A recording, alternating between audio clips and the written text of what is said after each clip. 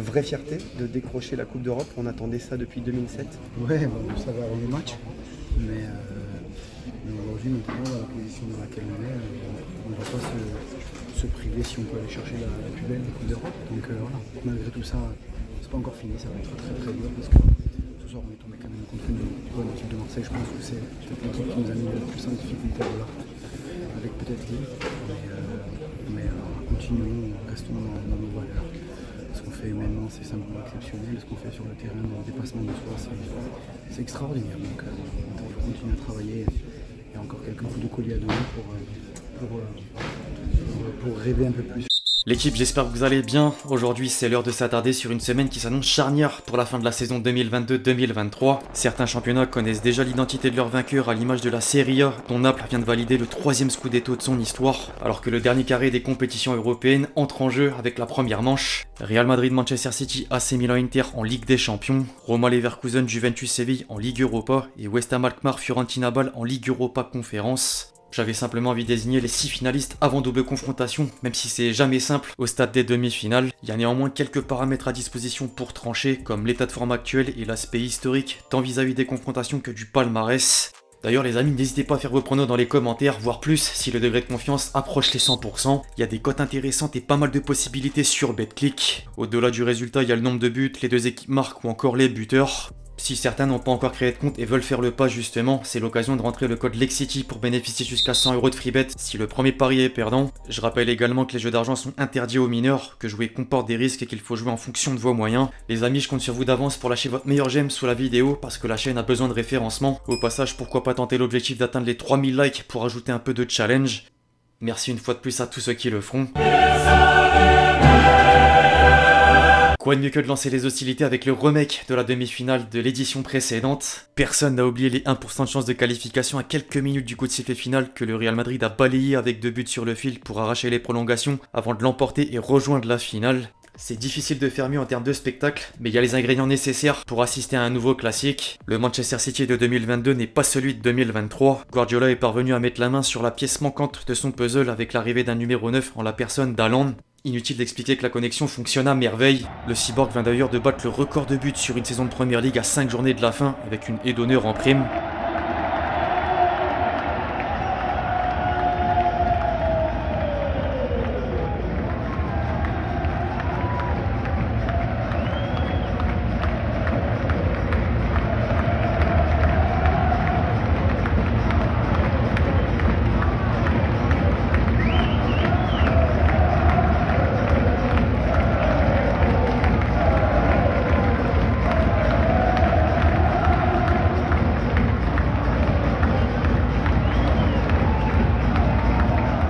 Il devrait également terminer meilleur buteur en Ligue des Champions. Le Norvégien a marqué 6 buts de plus que Vinicius, dernier joueur du classement encore en lice dans la compétition. En dehors de l'aspect personnel, le rouleau compresseur semble inarrêtable à titre collectif. Les Citizens sont revenus dans la course au titre de Premier League jusqu'à dépasser Arsenal avec un match de retard, alors que les Gunners avaient presque 10 points d'avance. En parallèle, le parcours européen en atteste. La bande à De Bruyne s'est débarrassée du Bayern sans trembler lors du tour précédent et n'a plus perdu un seul match depuis le 6 février dernier. Manchester City paraît en fait parti pour soulever une première coupe aux grandes oreilles. Il y a néanmoins un obstacle de taille à passer qui n'est autre que le tenant du titre. C'est le spécialiste du tournoi et peu importe l'état de forme, une fois que la mélodie retentit, la magie opère. D'ailleurs, le Real Madrid vit une période compliquée actuellement en championnat. La Maison Blanche est repassée 3ème de Liga derrière l'Atlético après 2 défaites lors des 3 derniers matchs. L'écart de points avec le Barça et la fin du suspense jouent peut-être dans la balance. A noter que le match aller sera au Santiago Bernabéu et le match retour à l'Etihad Stadium. Il n'y a pas d'incidence étant donné que la règle du but à l'extérieur n'est plus applicable. En revanche, la saison dernière, c'était juste l'inverse. Alors le but, c'est de trancher sur l'équipe qui ira en finale et c'est difficile. Mais je vois Manchester City atteindre la dernière marche. Les hommes de Guardiola obtiendraient leur vengeance sur le scénario cruel de l'an passé. Au passage, il y a de quoi penser que les buteurs phares des deux clubs vont trouver le chemin défilé. Je place les cotes de Benzema et Haaland pour la première manche. C'est peut-être l'année de Manchester City, mais également celle des clubs italiens. Le derby milanais symbolise d'ailleurs la domination italienne sur la scène européenne. Il y a comme une impression de faire un retour en arrière dans les années 2000. L'époque des belles heures pour les deux clubs d'une même ville. L'un était champion d'Europe par 2 fois en 2003 et 2007, pendant que l'autre avait attendu 2010 avec Mourinho aux manettes. L'opposition aura vraiment une saveur particulière parce que c'est presque inédit. La rivalité annonce un double rendez-vous électrique, tant sur le terrain que dans les tribunes de San Siro. Je rappelle que les deux équipes partagent le stade légendaire depuis des décennies. Au-delà de l'historique qui ajoute un plus, l'état de forme peut donner quelques indices. L'AC Milan a enchaîné les matchs nuls malgré des adversaires abordables. Les résultats en dents de scie font que les Rouges et Noirs peinent à conserver une place dans le top 5. Le point positif, c'est que parfois il y a un déclic à l'image de Naples. Le club lombard s'est permis d'infliger une véritable claque 4-0 aux champions d'Italie en championnat, avant de l'éliminer en quart de finale de la Ligue des Champions avec beaucoup d'efficacité devant le but. En parallèle, le rival se porte mieux. L'Inter s'est remis sur le droit chemin après une erreur de parcours. Les Noirs et Bleus ont en plus battu la Juventus pour une place en finale de la Coupe d'Italie avant de s'imposer contre la Lazio afin d'apparaître au pied du podium de la Serie A. Au rayon des confrontations depuis le début de l'exercice, les deux ennemis ont déjà joué l'un contre l'autre à 3 reprises. L'AC Milan avait remporté la première rencontre, tandis que l'Inter était sorti vainqueur des 2 matchs suivants, dont un succès en Supercoupe d'Italie. C'est du 50-50, mais je pense côté Inter pour une finale face à Manchester City. Tiens.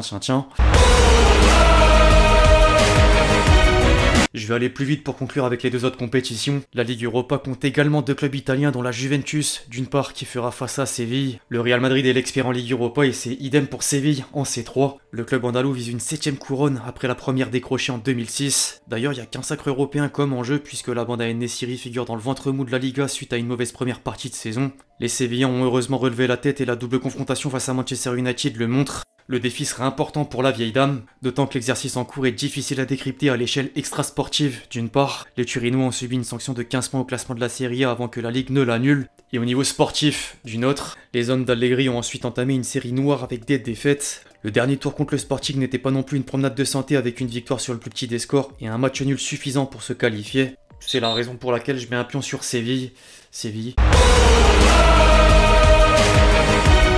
L'AC Milan, l'Inter, la Juventus et l'AS Roma. À présent, le parcours du vainqueur de la première Ligue Europa Conférence est plus qu'honorable. D'ailleurs, le scénario du match retour face au Feyenoord prouve la qualité mentale des joueurs du club de la Louve. La Roma a malheureusement en plus des chances de finir hors des places européennes au classement de la Serie A et devra peut-être passer par la Coupe d'Europe comme la saison dernière.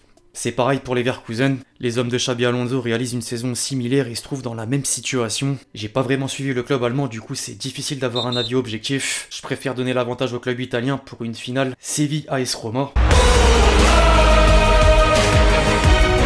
Enfin, je voulais pas m'étendre sur la C4 car j'ai pas vraiment suivi la compétition, ni comment les 4 équipes se portent dans leur championnat d'ailleurs. Or, après un coup d'œil rapide de l'état de forme, et de par la stature de chaque club, je vois une finale Fiorentina-West Ham. J'ai pas pris de risque. Enfin bref, l'équipe c'est tout pour cette vidéo prono du dernier carré des compétitions européennes. J'espère qu'elle vous a plu, je compte sur vous si c'est le cas pour lâcher votre meilleur j'aime.